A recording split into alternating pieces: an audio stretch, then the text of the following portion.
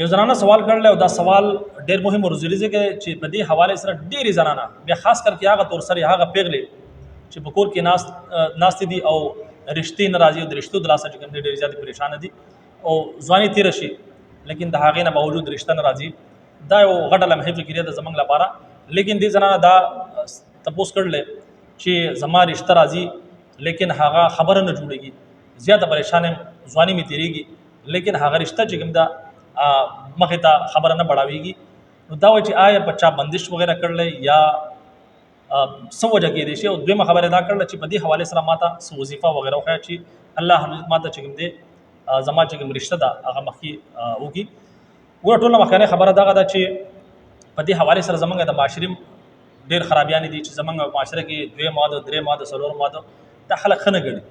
حالانکه اسلام چې موږ تاسو ته شي اجازت راکړلې په هغې کې زمونږ د معاشرې ډېره فایده ده په کار دا ده چې انسان الله جل سهولت ورکړی هغه کولی شي نو 2 ماده دی وکړي 3 دی 4 دی وکړي دا هغه پیغلې چې په کورونو کې ناستي د واده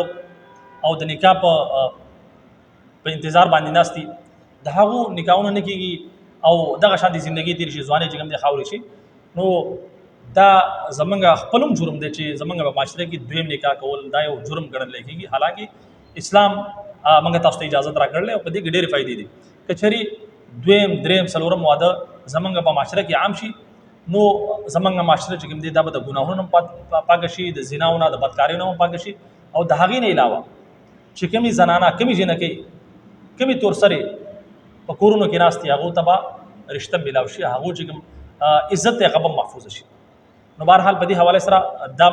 په دې حوالې سره غور پکار دی چې کوم کسانو الله رب عزت استطاعت ورکړلی هغو له پکار ده چې هغه ودونو کې هغه په خپل هم د ګناهونو نه بچ وي او معاشره چې کوم د زمونږ معاشره هغه پیغلې چې په کورونو کې ناستي یا په بدکارۍ کې مبتلا کېدو خطرې نو د هغو عزت هم محفوظ شي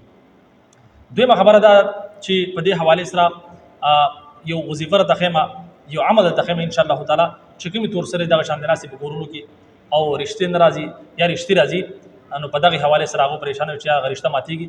نو دې زنانه پکې دا سوال هم کړل چې دا بندش وغیره نو یاد وساتئ موږ تاسو مسلمانان یو او زمونږ د عقیده ده چې الله رب العزت چې په تقدیر کې څه لیکلي هغه به کېږي د تقدیر چې کوم لیکه و دی که نه هغه نه میټاویږي که چېرې ستاسو په یو ځای کې رشته لیکلی شوي نو ته چې هغه پلار کې دا جرت نشته یا طاقت نشته چې هغه راشي بندش وغیره وکړي یعنی دا زمونږ د ایمان د کمزوري علامت دی هر چا به بندش وغیره کړی الله رب العزت طاقتور ذات دی الله رب العزت یو ځای کې ستا رشته کول غواړي او په میز کې یو بنده راشي یو انسان راشي چې د غولو ډرمي د انسان څه حیثیت دی د انسان څه حیثیت هم نشته د یو پوکي چې کوم دی خبره ده بس د پوکي چې کوم دی خالی بند شي نو ختم شي دې راولګي یا دې چې کوم دی د الله رب عزت چې کوم فیصله کړل د هغې په لاره کې رکاوټ پیدا کړي نو داسې خالي خبرې دي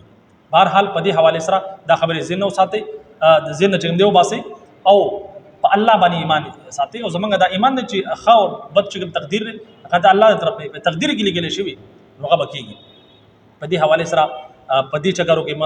مه پرېوځئ چې یار چا به بندش کړی بیا په یو پسې منډې وي بل پسې منډې وي هغه له بیا ښه شکونه پیدا کوي چې کوم دا جعلي امیران پیراني نو پکار دار چې په خپل عمل کوئ خپل لمونځ پابندي کوئ او آیت الکرسي او چې کوم دا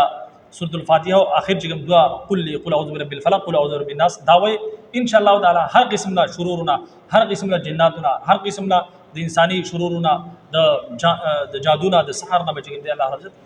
حفاظت کې ستاسو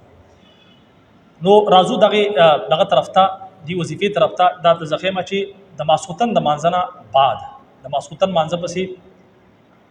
و پیرې به درود شریف ووایي بیا 1100 پیرې یا لطیف ووایي او بیا به څه کوئ په آخر کې بیا به و پیرې درود شریف په اول او په آخر کې به و پیرې درود شریف او په منځ کې به څه کوئ 1100 پیرې یا لطیف دا د الله حضرت مبارک نام دی ان شاء الله تعالی دا عمل په مستقل کوي دا څنګه چې یو ورځ خو کو بیا خبرې او د هغې نه علاوه چې کوم صلات الحاجت دی د هغې پابندي کو صرف 2 رکعاته نفل صلات الحاجت په نیت باندې چې کوم دی تاسو کوئ روزانه چې کوم دی ظاهره خبره ده چې موږ مونځ کوو چې کله مونځ کوو چې کله موږ تاسو ټیم میلاو شي 2 رکعاته صلات الحاجت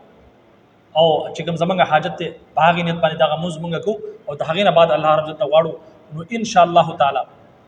داسې چې کوم د صلات الحاجت د صحابه کرام چې د په ذریعہ باندې خپل مسلې حل کولې لیکن نن موږ تاسو شاته شیو چې کوم دی صرف اسباب خو نظر لري اسباب بم اختیارو او سره سره چې کوم دی د الله رب العزت نه بغواړو صلات الحاجت مثبکو او بیا به د الله رب العزت خپل حاجت مخې تکدو ان شاء الله تعالی چې کوم بند لاري د الله رب العزت خپل کولاوي خپل قدرت سره او ان شاء الله د دې اعمال تاسو پابندي کوئ بس تاسو د رښتې تنظیم ضرور کړئ. اجازه راکړئ. السلام علیکم ورحمۃ اللہ وبرکاتہ.